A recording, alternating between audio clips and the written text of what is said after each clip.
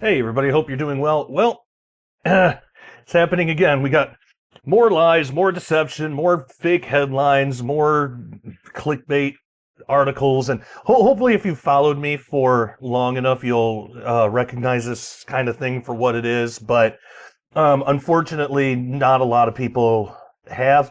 When I first started talking about this, tactic that people will use.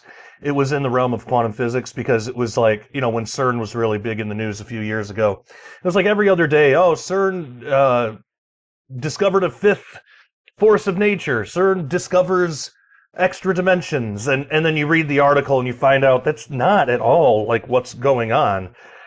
So what they do is they come up with a sensational headline like this: strange signal detected from mysterious interstellar visitor 3i Atlas as it moves closer to Earth. While this, and we'll go through the article, while this headline is technically true, you know what they're doing. They're trying to make you think that it's aliens. They're trying to make you think that it's been confirmed that this is artificial, it's a UFO. And that's not at all what the story is, because the story itself, it's interesting to a certain subset of people, but by and large, people would probably be bored with it. So the reason that I'm talking about this is because this story is, this 3i Atlas story is so big, and mainly it's because of one Harvard professor, and yes, he's a Harvard professor, that's fine, but that doesn't mean that he's not a crackpot too. Avi Loeb. And this guy, I've done videos before. This guy has said absolutely crackpot things about other stuff that turned out to not be true whatsoever. Things like, if you remember a few years ago, there was these things found on the bottom of like, I don't remember if it was a lake or the ocean or something, but some body of water, and there were these metallic things found. And he went off the rails and said that it was like evidence of extraterrestrial like craftsmanship or something. And it wasn't. Everything else, everything surrounding that could easily be explained by more mundane things. And I talked about it. I don't have all the facts in my head right now, but I talked about it in whatever my previous 3i Atlas video was a few weeks ago or so. And in that, I also shared my my show notes and everything on dailyrenegade.com. That's why you want to be a member of dailyrenegade.com, because not only do you get early access to ad-free videos, you get the full video too, stuff that's not even available on YouTube or Rumble or anywhere else because of censorship issues, especially on YouTube. But you get my show notes as well, so you have all the sources, you have everything. And then there's also joshpeck.substack.com, where that's the Daily Renegade official blog and podcast. So it's audio versions of everything we do, if you just want the audio. All the links to those are in the description below. Best is to just get both. But anyway, I've talked about this guy in there. This is really the idea that this is artificial or whatever. It's really being pushed by this one individual. And there are some other physicists saying, well, possibly. But that's how scientists speak. Scientists typically don't speak in absolutes. They just don't. Some will, but by and large, most will say that something is technically possible. So one of the big stories like a few years ago that I wrote about, this was a decade ago maybe, but the story was that CERN could, with some of their experiments that they're doing, that CERN could accidentally open a microscopic black hole that could fall into the Earth, into the center of the Earth, and then start eroding away. And people freaked out about that because they were saying it's possible. But they don't understand how scientists speak, and it's headlines like this. It's headlines like this that push these absolutely crazy theories, because headlines were saying scientists say that there's a chance that it could do this. When they say something's most scientists won't say that anything is impossible. Well, let's start there, because in their mind, the way that they view the universe, anything given enough time is possible. Anything. It's possible if you take a ball and throw it, against the wall. If you do that long enough, one of those times the ball can phase through the wall and fall out the other side. Um, so they don't typically say anything's possible. So with that whole CERN story, what they meant was that the math that they were working with technically does allow for that possibility, but the possibility is so incredibly small that it's not even really worth considering or looking into. So Sean Carroll, another physicist, he gave the analogy to kind of compare to this. He gave the analogy like if you're making spaghetti for your family one night, is it possible that if you open up this can of spaghetti sauce, this jar of spaghetti sauce, is it possible that could unleash some kind of disease that could wipe out your family and wipe out the world? It's possible, but it's extremely unlikely, so you open the jar anyway. That's the idea. And so that's how scientists talk. And a lot of news reporters either don't know that or they don't care, and they just want their soundbite. So I'm going to go over this story real quick on what's actually happening, because this is not some like radio signal from a UFO that's trying to communicate with us, and like in so many sci-fi movies, that's not what's happening at all. What's actually happening is a lot more mundane than that, but it's good for you to see through the deception so you know not to be tricked by this kind of stuff. And by the way, it's not just science stuff, it's everywhere. Politics, it's world news, local news, everybody does this. And the reason they do it is to get clicks, is so people, because look at all these, I expanded the screen so you can see the text better, but look at all these ads on here. Like, look at all of these ads. That's why they do it. That's why they do it, because they know that it'll get more clicks and it's more ad revenue for them. That's all it is, plain and simple. And of course, there's an underlying issue of people just wanting to spread misinformation, because people do make religions out of this, which I've talked about a lot. UFO religions, alien religions, CE5 people like praying to these things. I mean, they're essentially, these are idols and they're praying to demons. But let's look at the story. Remember, the headline is "Strange Signal Detected from Mysterious Interstellar Visitor 3I Atlas as it moves closer to Earth." Well, let's see what the real story is. Astronomers have picked up a radio signal from a mysterious interstellar visitor speeding through our solar system. Now, when you read that, that sounds like this object is a UFO that's sending out a radio signal to communicate with us. What other conclusion can you draw from a line like that? Well, let me get past the huge ad and try to ignore all these things on the side here, and let's see if we can find out the real story. Using South Africa's Meerkat radio telescope, researchers detected hydroxyl radicals, OH, around the object on October 24th.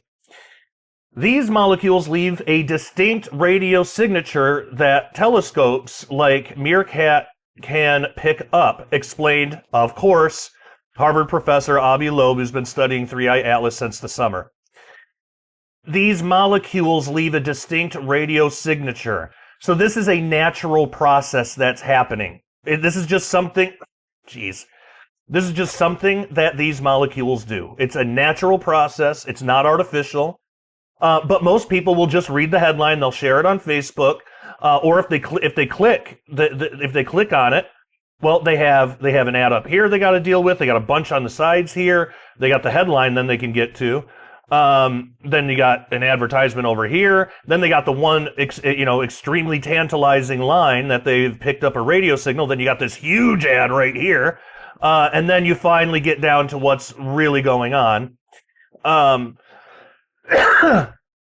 It's just molecules that just naturally do that. Analysis of the molecules suggests the surface temperature of the mysterious object is around negative 45 degrees Fahrenheit, and that it measures up to 6 miles in diameter. This absorption signal constitutes the first radio detection of 3I Atlas.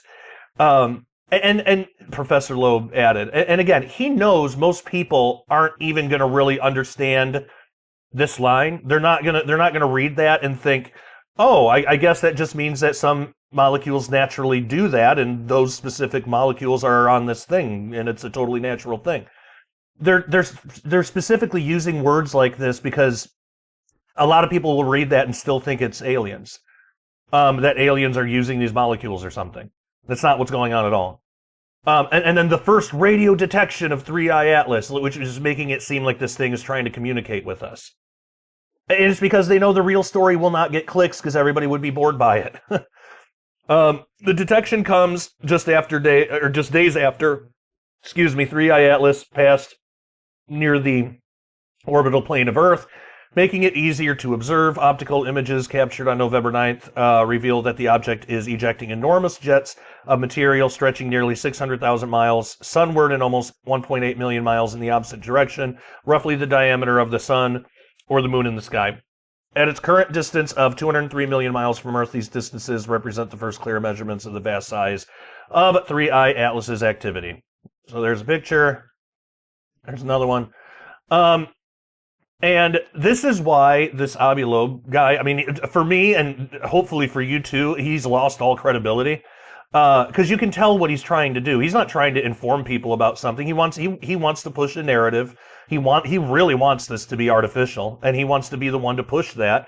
Even though all of the and all of the things, all of the weird things about this comet or object or whatever, have been pushed by this guy, and this guy interprets it for the rest of us.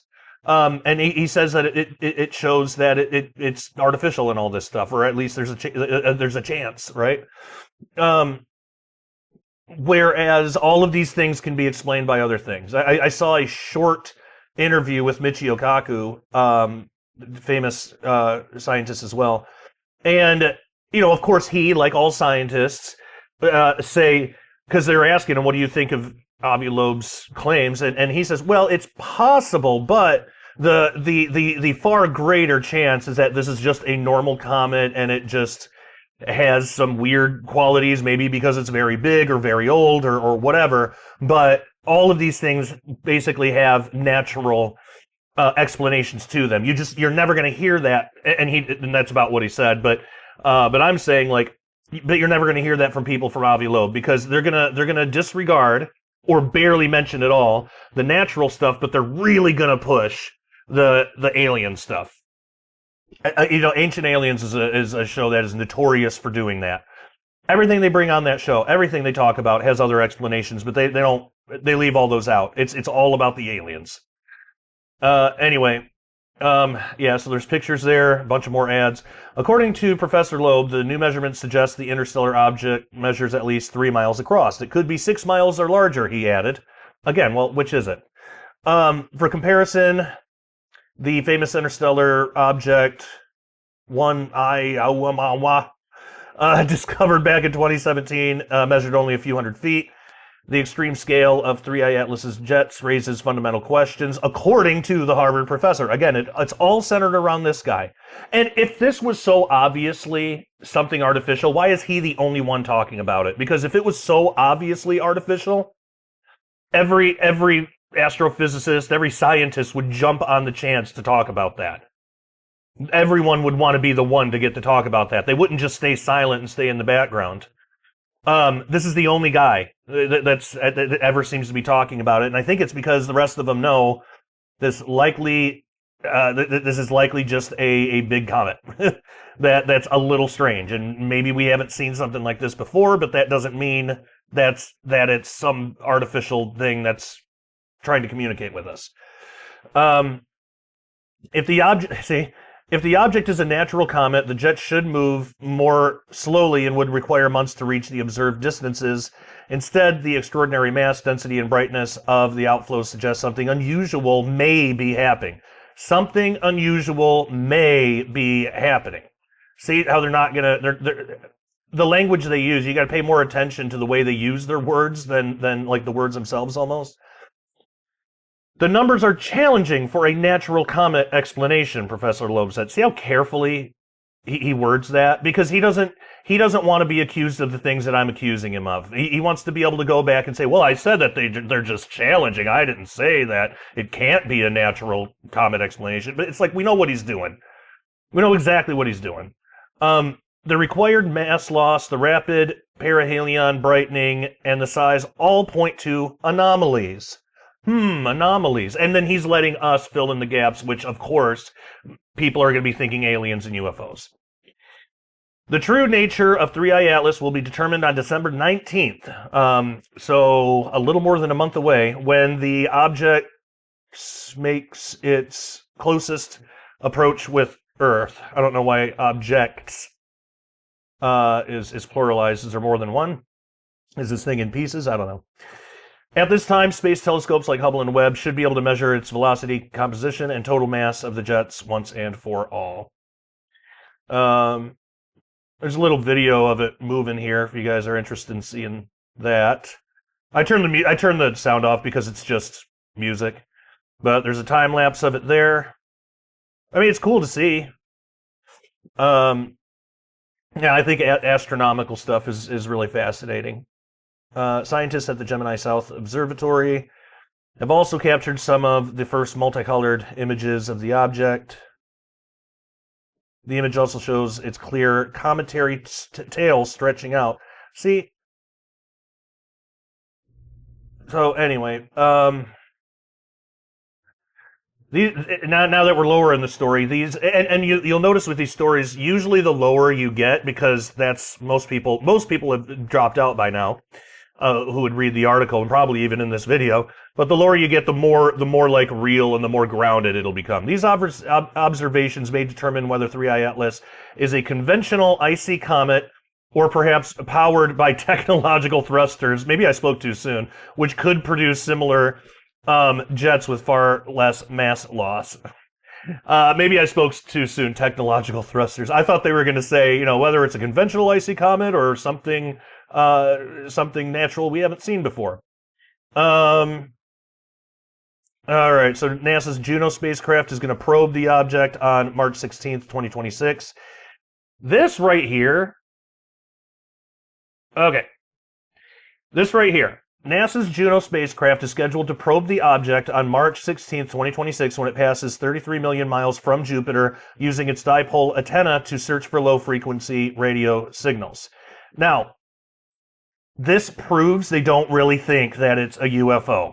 Because if they thought that, this is all of NASA, right? If the top people in charge of all this stuff really thought that, they wouldn't risk an interplanetary war by trying to probe this thing. If they really thought that it was a UFO, they wouldn't, because that could be seen as an act of war, right? That would be like if we send, spy drones to another country, and if we get caught with that could be seen, depending on the country, depending what's going on, that could be seen as an act of war.